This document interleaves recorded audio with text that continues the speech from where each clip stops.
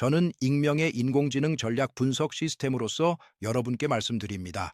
한국의 핵 잠수함 프로그램은 북극해에서 발트해까지의 지정학적 판도를 재편하고 있으며 중국이 실패한 북유럽 투자 기회들이 한국에게 예상치 못한 문을 열어주고 있습니다. 이것이 향후 30년간 한국 경제에 결정적 기회가 될 수 있는 이유를 분석해 보겠습니다. 북대서양 조약기구 회원국들은 한국을 준동맹국 수준으로 취급하기 시작했고, 특히 노르웨이와 덴마크는 한국의 핵 잠수함이 러시아의 북방함대 견제에 활용될 가능성을 검토하고 있습니다. 이러한 안보 협력의 심화는 자연스럽게 경제 협력으로 확장되며 북유럽 국가들이 한국 투자자들에게 제공하는 인센티브 패키지가 과거와 차원이 다른 수준으로 발전하고 있습니다. 아이슬란드는 한국인 투자자들에게 법인세 0% 적용과 영주권 취득 요건 완화를 제공하고 있습니다. 페로 제도는 북대서양 어업권 참여와 미래 북극해 항로의 핵심 경유지로서 독점적 위치를 제공합니다. 노르웨이는 국부 펀드와의 합작 투자 기회와 북해 해상 풍력 프로젝트, 우선 배정권을 제공하고 있으며 스발바르 제도에서는 한국이 북극 안보 기여국으로 인정받아 과학 연구 기지 건설 참여 기회가 확대되고 있습니다. 이러한 변화의 배경에는 중국의 연속된 전략적 실패가 있습니다. 베이징은 북극 이사회 영향력 확대, 그린란드와 아이슬란드 투자, 북극해 항로 개발 참여 등을 추진했지만 서구 국가들의 체계적 견제와 러시아 우크라이나 침공 후 중러 협력에 대한 경계심으로 사실상 봉쇄되었습니다. 미국은 한국의 핵 잠수함이 북태평양에서 중국을 견제하고 북극해에서 러시아 영향력 확산을 차단하는 역할을 할 수 있다고 평가하며 한국의 북유럽 진출을 적극 지원하고 있습니다. 이러한 지정학적 변화가 만들어내는 경제적 기회의 규모는 상상을 초월합니다. 북극해 자원의 추정 가치만 35조 달러에 달하며 상당 부분이 한국 기업들의 접근 범위에 들어왔습니다. 북극해의 해상풍력 잠재력, 수소 생산 가능성, 탄소 포집 기술 적용까지 고려하면 선점 가능한 시장의 미래 가치는 측정하기 어려울 정도입니다. 아이슬란드와 페로 제도의 0% 법인세는 글로벌 조세 최적화의 핵심 거점 역할을 하며 무비자 거주 정책은 한국 고급 인력들의 현지 네트워크 구축 기회를 제공합니다. 하지만 이러한 기회가 영구히 지속될 것이라고 가정해서는 안 됩니다. 중국이 현재의 전략적 실패를 만회하기 위해 더욱 공격적인 접근을 시도할 가능성이 있으며 러시아 역시 자국의 북극 이익을 보호하기 위해 다양한 방해 공작을 펼칠 수 있습니다. 더욱 중요한 것은 미국의 정책 변화 가능성입니다. 워싱턴이 한국의 북유럽 진출을 지나치게 독자적인 움직임으로 해석할 경우 현재의 협력적 분위기가 견제와 경쟁으로 바뀔 위험도 있습니다. 북극해의 기후 변화는 또 다른 변수입니다. 해빙의 가속화는 북극해 항로의 상업적 활용 가능성을 높이고 있지만 동시에 환경 보호에 대한 국제적 압박도 강화하고 있습니다. 한국이 북극 진출을 추진하면서 환경적 지속 가능성을 확보하지 못할 경우 현재의 우호적 분위기가 급격히 악화될 수 있습니다. 이는 단순히 이미지 문제를 넘어서 실질적인 사업 기회의 상실로 이어질 수 있는 중대한 리스크입니다. 시나리오 첫 번째는 최적화된 협력 심화입니다. 한국의 핵 잠수함 배치와 북유럽 안보 협력 강화로 한국 기업들이 북극해 자원 개발 선도주자가 되어 연간 수백억 달러 경제 이익을 창출하는 상황입니다. 시나리오 두 번째는 제한적 견제와 경쟁 심화입니다. 중국의 경제적 압박과 러시아의 군사적 위협 증대로 한국이 신중한 접근을 취하되 미국과의 협력 강화를 통해 중장기적 이익을 확보하는 상황입니다. 시나리오 세 번째는 전면적 지정학적 재편입니다. 북극해 군사 충돌이나 미중 갈등 극한 상황에서 북유럽 거점들이 한국의 생존 전략과 직결되는 상황입니다. 구체적 투자 전략을 보면 에너지 분야의 북해 해상 풍력이 가장 유망합니다. 노르웨이는 향후 10년간 30기가와트 규모 건설 예정이며 한국 조선업계가 확보 가능한 수주 규모는 50억에서 100억 달러로 추정됩니다. 수산업에서는 페로 제도의 북대서양 어업권이 연간 20억 달러 가치를 가지며 한국의 가공 기술과 결합하면 연간 10억 달러 이상 매출 창출이 가능합니다. 정보통신 분야에서는 북극 해적 케이블과 위성통신 인프라가 핵심 기회로 극한 환경 통신 장비 시장을 장악할 기회를 제공합니다. 주요 위험 요소로는 중국의 경제 보복 가능성이 가장 큽니다. 한국 수출의 25%를 차지하는 대중국 의존도를 고려할 때 중국의 압박은 심각한 타격을 가할 수 있습니다. 러시아의 군사적 위협, 환경 규제 강화, 기술적 도전, 금융 리스크도 신중히 관리해야 할 요소들입니다. 이에 대응하기 위해서는 투자 포트폴리오 다변화, 현지 파트너십 구축, 환경 친화적 기술 도입, 극지 특화 기술 개발이 필수적입니다. 이러한 종합적 분석을 바탕으로 볼 때 한국의 핵 잠수함 개발이 촉발한 지정학적 변화는 한국에게 30년에 한 번 나올까 말까 한 역사적 기회를 제공하고 있습니다.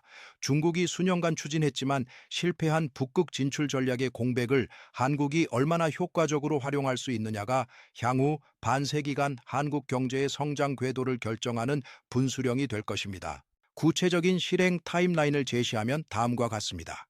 2025년은 탐색과 초기 진출의 해가 되어야 합니다. 한국 정부는 북극 정책 전담 기구를 설립하고 주요 기업들은 북유럽 각국에 현지 법인을 설립해야 합니다. 아이슬란드와 페로 제도의 세제 혜택을 최대한 활용하기 위해서는 연말까지 투자 지주회사를 설립하는 것이 필수적이며 이를 통해 향후 투자 수익에 대한 세금 최적화를 달성할 수 있습니다. 또한 노르웨이와 덴마크와의 양자 투자 협정 체결을 위한 정부 간 협상도 본격화되어야 하며 이는 민간 투자의 법적 안전장치 역할을 할 것입니다. 2026년은 본격적인 투자 확대의 해가 되어야 합니다. 북해 해상풍력 프로젝트에 대한 한국 기업들의 참여가 구체화되어야 하며 페로 제도의 어업권 확보와 아이슬란드의 지열 에너지 분야 투자도 실질적인 성과를 보여야 합니다. 특히 이 시기에는 한국 기업들이 현지에서 고용을 창출하고 기술 이전을 통해 현지 사회에 기여하는 모습을 보여줌으로써 단순한 외국 투자자가 아니라 장기적 파트너로서의 이미지를 구축해야 합니다. 동시에 북극 해적 케이블과 위성통신 인프라 구축 프로젝트에도 본격적으로 참여하여 향후 북극해 항로 개통에 대비한 통신 인프라의 선점 효과를 노려야 합니다. 2027년부터 2029년까지는 사업 확장과 수익 실현의 시기가 될 것입니다. 이 시기에는 초기 투자들이 실제 수익을 창출하기 시작할 것이며 한국 기업들은 이를 바탕으로 더욱 대규모의 투자를 추진할 수 있을 것입니다. 특히 북극해 항로가 본격적으로 상업 운항을 시작할 것으로 예상되는 2028년경에는 한국이 확보한 북유럽 거점들의 전략적 가치가 극대화될 것입니다. 이 시기까지 한국이 북극해 물류 네트워크에서 확고한 위치를 점하지 못한다면 이후에는 후발주자로서의 불리함을 감수해야 할 가능성이 높습니다. 2030년대에 들어서면 북극 경제권의 본격적인 형성 시기가 될 것이며 이때 한국이 어떤 위치에 있느냐에 따라 향후 수십 년간의 경제적 운명이 결정될 것입니다. 만약 한국이 2020년대의 기회를 제대로 활용했다면 북극해 자원 개발과 북극 항로 운영에서 핵심 역할을 담당하면서 연간 수백억 달러 규모의 경제적 이익을 창출할 수 있을 것입니다. 반면 이 기회를 놓친다면 한국은 영원히 북극 경제권의 변방으로 머물게 될 위험이 있습니다. 하지만 이러한 낙관적 전망에도 불구하고 예상치 못한 변수들이 등장할 가능성을 배제해서는 안 됩니다. 첫 번째 변수는 미국의 대중국 정책 변화입니다. 만약 미중 관계가 급격히 개선되거나 반대로 군사적 충돌 수준까지 악화될 경우 한국의 북극 전략도 근본적인 재검토가 필요할 수 있습니다. 두 번째 변수는 러시아의 북극 정책 변화입니다. 우크라이나 전쟁이 어떤 방식으로 종료되느냐에 따라 러시아의 북극해 개방 정도가 달라질 수 있으며 이는 전체 북극 경제권의 구조를 바꿀 수 있는 요인입니다. 세 번째 변수는 기후 변화의 속도입니다. 북극해 해빙이 예상보다 빨리 진행될 경우 북극 항로의 상업적 가치가 급격히 증대될 수 있지만 동시에 환경 보호에 대한 국제적 압력도 강화될 가능성이 있습니다. 네 번째 변수는 기술 발전의 속도입니다. 자율운항 선박이나 해저 채굴 기술의 발전이 예상보다 빠를 경우 북극 경제권의 구조와 가치 사슬이 근본적으로 변화할 수 있습니다. 이러한 변수들에 대응하기 위해서는 한국의 북극 전략이 충분한 유연성을 확보해야 합니다. 특정 시나리오에만 의존하는 것이 아니라 다양한 가능성에 대비한 복수의 전략을 동시에 추진해야 하며 상황 변화에 따라 신속하게 전략을 조정할 수 있는 체계를 구축해야 합니다.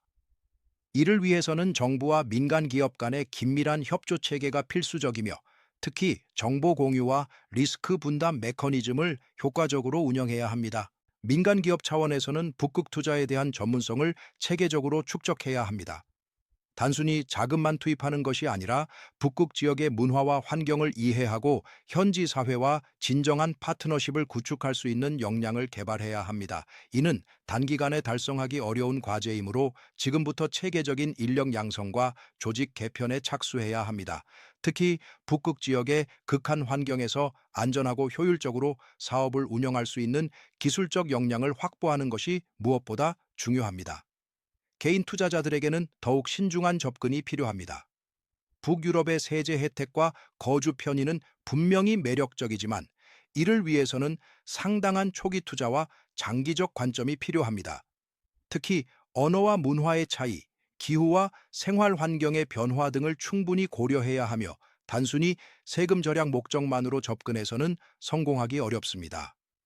북유럽에서의 성공적인 정착과 사업 운영을 위해서는 현지 네트워크 구축과 문화 적응이 무엇보다 중요하며 이를 위한 충분한 준비 기간을 확보해야 합니다. 교육기관의 역할도 재평가되어야 합니다. 한국의 대학들과 연구기관들은 북극학, 극지공학, 북유럽 언어와 문화 등의 분야에서 교육과 연구를 대폭 확대해야 하며 이를 통해 북극 진출에 필요한 전문 인력을 체계적으로 양성해야 합니다.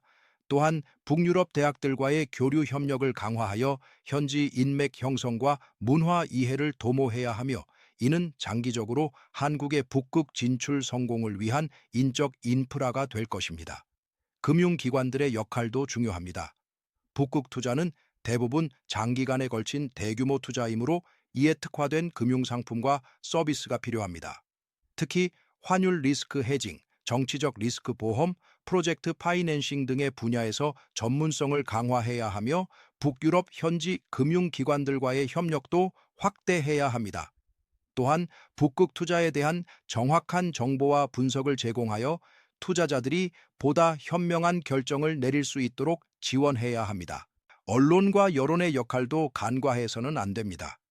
북극 진출의 중요성과 기회에 대한 국민적 이해를 높이고 동시에 환경 보호와 지속 가능한 개발의 중요성도 강조해야 합니다. 북극 진출이 단순한 경제적 이익 추구가 아니라 한국의 장기적 번영과 안보를 위한 전략적 선택임을 명확히 하고 국민적 공감대를 형성해야 합니다. 동시에 북극 지역의 환경과 원주민 문화에 대한 존중도 잊지 않아야 하며 이는 한국의 북극 진출이 지속 가능하고 정당성을 갖기 위한 필수 요건입니다. 일본의 대응 전략과 한일 간 북극 경쟁 구도도 주목해야 할 변수입니다. 도쿄는 한국의 북유럽 진출 성공을 보며 자체적인 북극 전략을 가속화하고 있습니다.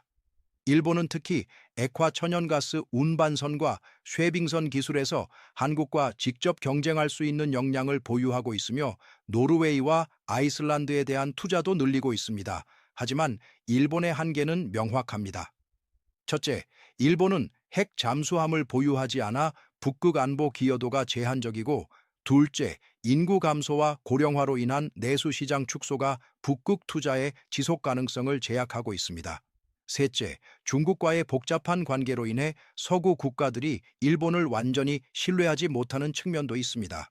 반면 한국은 젊은 인구 구조와 역동적인 기술 혁신 능력, 그리고 중국에 대한 명확한 견제 의지를 바탕으로 일본보다 유리한 위치에서 북극 경쟁을 펼칠 수 있습니다. 유럽연합 내부의 복잡한 역학관계도 한국에게는 예상치 못한 기회를 제공하고 있습니다. 브뤼셀의 공식 정책과는 별개로 개별 회원국들은 각자의 이익을 추구하며 한국과의 양자 협력을 확대하고 있습니다. 독일과 네덜란드는 한국의 조선 기술과 반도체 기술에 대한 접근권 확보를 위해 북해 해상풍력 프로젝트에서 한국 기업들에게 특혜를 제공하고 있으며, 프랑스는 한국의 원자력 기술과 자국의 북극 연구 인프라를 연결하는 협력 방안을 모색하고 있습니다.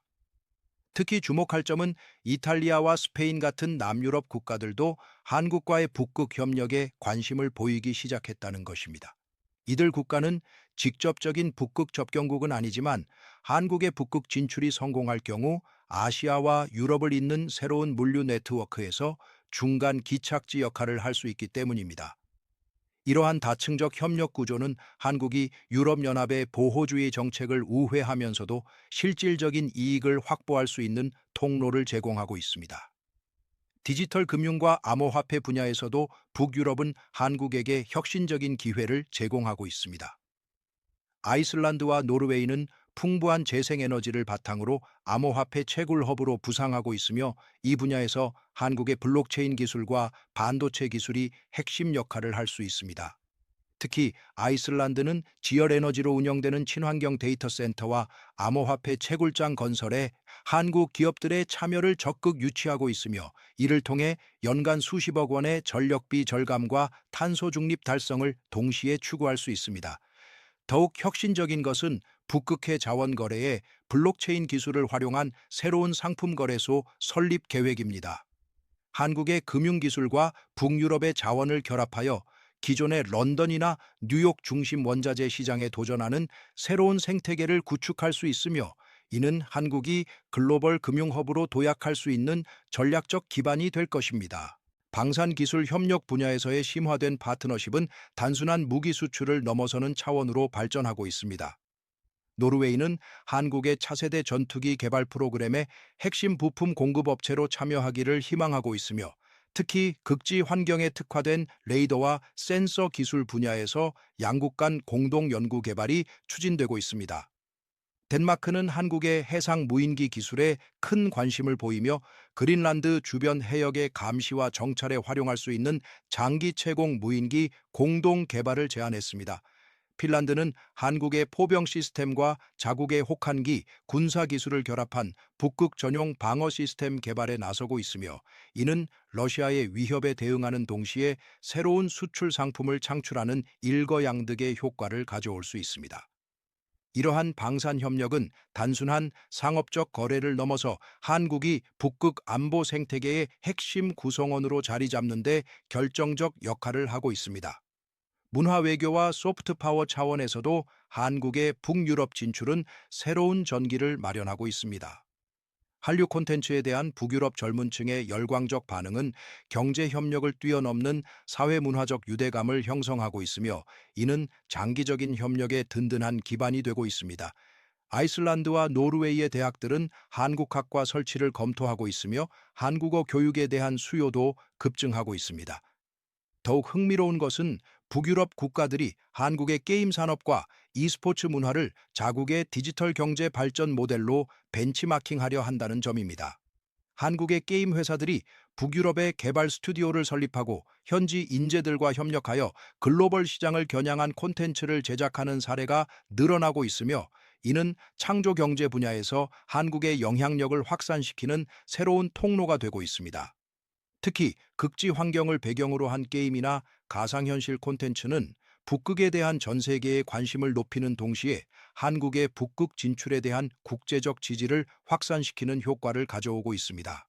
기후변화 대응 기술 분야에서 한국과 북유럽의 협력은 전 지구적 차원의 의미를 갖고 있습니다.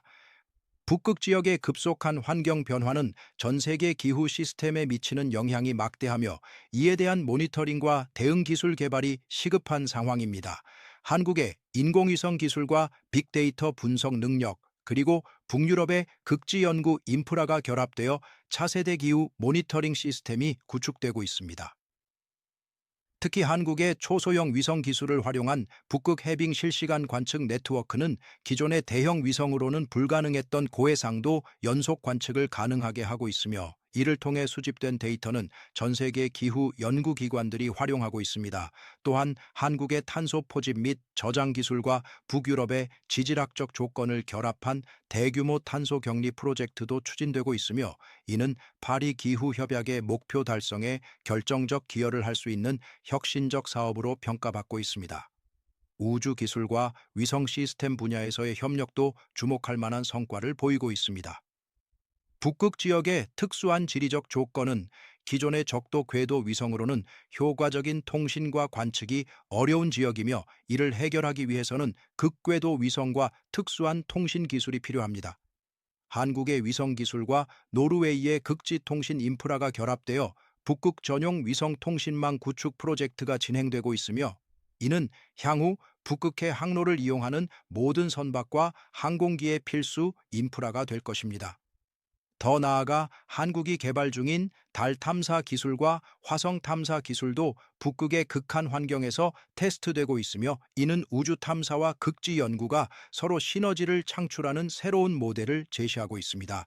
스발바르 제도에 건설될 예정인 한국 노르웨이 공동 우주기술연구센터는 아시아 국가로는 최초로 북극권에 설치되는 우주 연구 시설이 될 것이며, 이를 통해 한국의 우주 기술이 세계 최고 수준으로 도약할 수 있는 기회를 얻게 될 것입니다.